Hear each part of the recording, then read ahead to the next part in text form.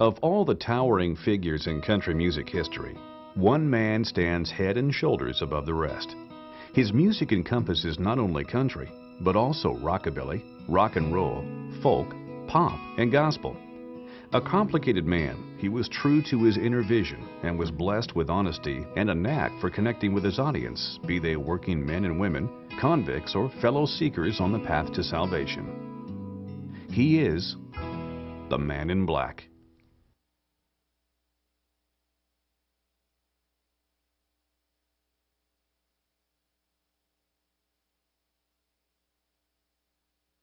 Johnny Cash was born J.R. Cash in Kingsland, Arkansas on February 26, 1932.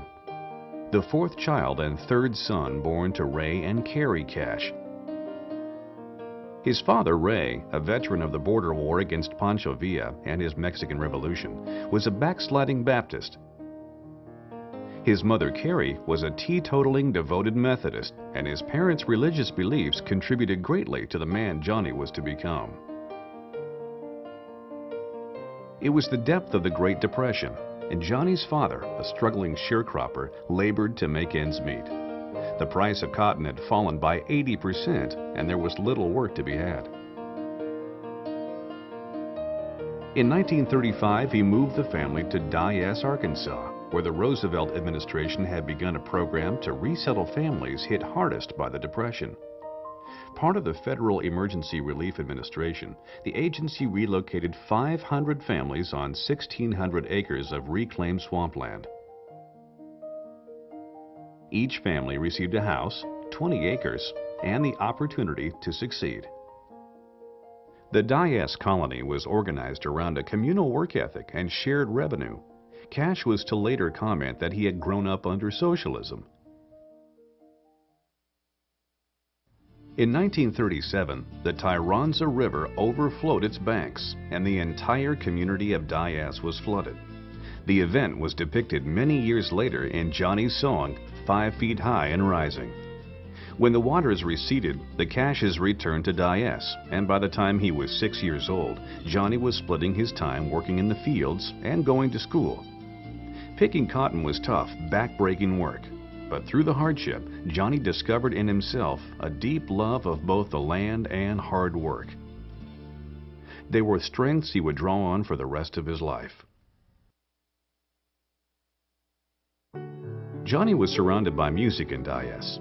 Carrie Cash played the piano in church and sang hymns to her children every evening, instilling in young Johnny and her other children, now numbering 7, a lifelong love of music. Gospel was sung in church, and folks in Dyess played the blues and bluegrass music in the evenings. Radio was a favorite pastime, with families gathering around to hear the barn dance shows of the times. Johnny's dad felt he was wasting his time listening to the Grand Ole Opry and the Wheeling Jamboree on the radio. But Carrie fostered her son's interest in music, perhaps seeing in Johnny an echo of her father, who had been a singing instructor. In 1944, when Johnny was 12, 2 events transpired that shaped his life in many ways.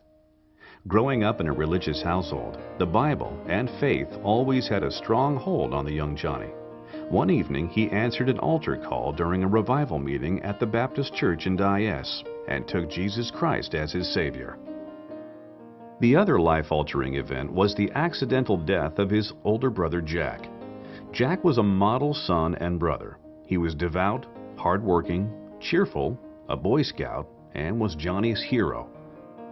The grief and sense of guilt left an indelible mark on the young Johnny Cash.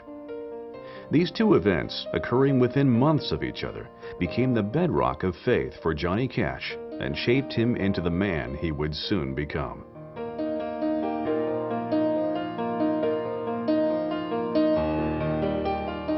When he graduated from high school in 1950, Johnny Cash had no set plans to make music his life's work. He hadn't even sung outside of school and church. His mother told him he had a gift for music, but he didn't have any idea how to earn a living at it, and so he worked at a series of menial jobs, including a 2-week stint in Pontiac, Michigan at the Fisher Body Plant. On June of 1950, North Korea invaded South Korea. and in July, Johnny enlisted in the U.S. Air Force, signing up for 4 years. In basic training at Lackland Air Force Base in Texas, Johnny had shown an aptitude for Morse code and typing, and he possessed a keen sense of hearing.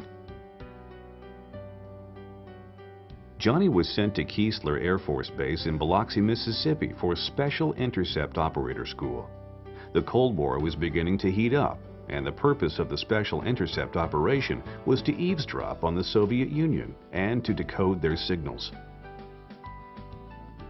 Johnny excelled at the training, and after being cleared for top-secret information, he won a coveted position in the 12th Radio Squadron Mobile to be based in Landsberg, West Germany. For his advanced training, he was sent to Brooks Air Force Base in San Antonio, Texas. And while he was there, he met a dark-eyed Italian beauty named Vivian Liberto. He dated her for the rest of his training, and they began a faithful correspondence that was to last his entire overseas tour. After a 30-day leave in Diaz, the 12th Radio Squadron Mobile left Texas for Germany with a stop in New York City. While there, Johnny saw his first professional Broadway show, Two on the Aisle, by Jewel Stein, Betty Comden, and Adolph Green. In September 1951, the unit embarked for Europe on the USNS Hahn from New Brunswick. While on board, Johnny became friends with his cabin mate Ben Para, a natural-born singer. The two whiled away the long Atlantic crossing with long talks, getting to know each other, and eventually they began singing together. Once at Landsberg, the unit set up shop and began listening to Soviet radio traffic. Electronic eavesdropping was a stressful and sensitive job, but Johnny excelled at it, decoding and typing at over 40 words per minute. In his time off, Johnny hung out with a group of country guitar pickers. He began to learn the guitar and wrote some of his first songs. The group's singing heroes were Jimmy Rogers, Hank Snow, Hank Williams, and Ernest Tubb. Johnny in particular seemed to associate with Hank Williams, and when Hank died on New Year's Day 1953, Johnny felt the loss deeply and personally. While on leave, he explored Europe with his friends Ben Para and Ted Freeman. Their travels took them to Paris, London, Amsterdam, and Venice, and they even played music together in a sidewalk cafe in Zurich. It was eye-opening and awe-inspiring for a young man from Diaz, Arkansas. In the summer of 1954, Johnny flew to Camp Kilmer, New Jersey, and was honorably discharged on July 3rd. Just 2 days later, a young man named Elvis Presley recorded "That's All Right Mama" at Sam Phillips' Son Studio in Memphis.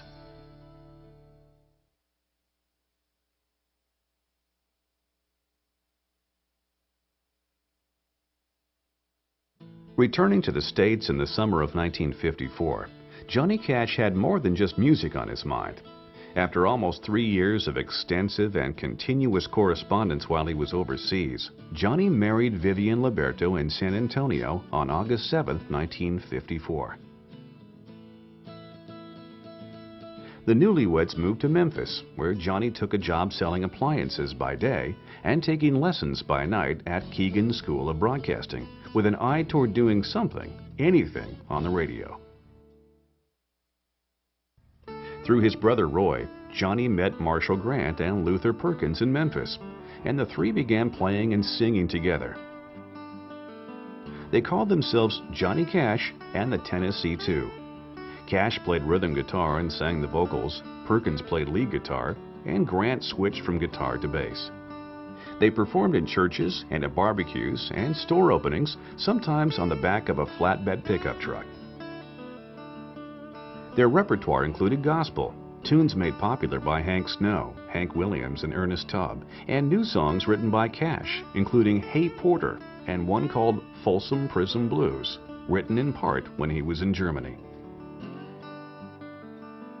In September of '54, Johnny caught Elvis Presley's act on another flatbed truck, introduced himself, and even spoke to Presley after the show.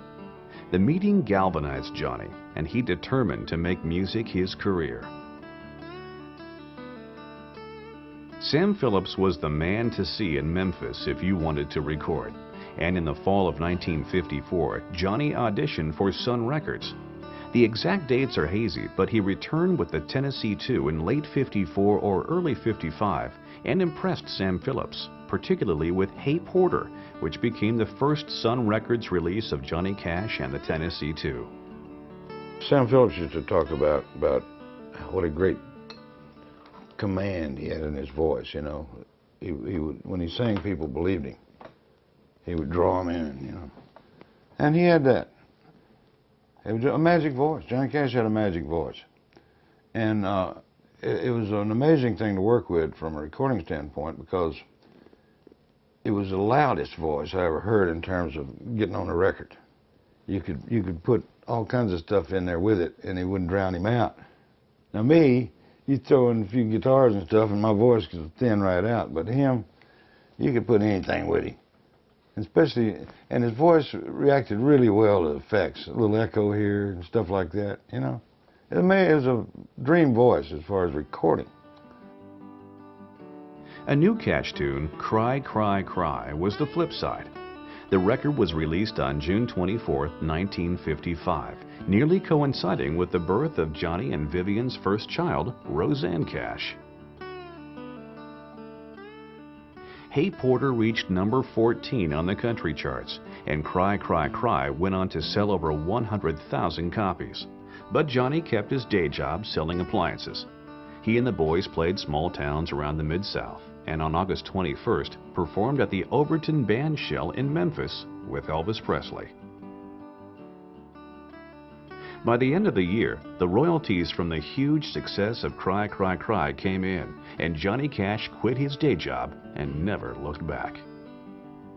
In '56, he recorded Folsom Prison Blues and I Walk the Line, which were destined to become two of his biggest hits, and songs he was identified with for much of his career.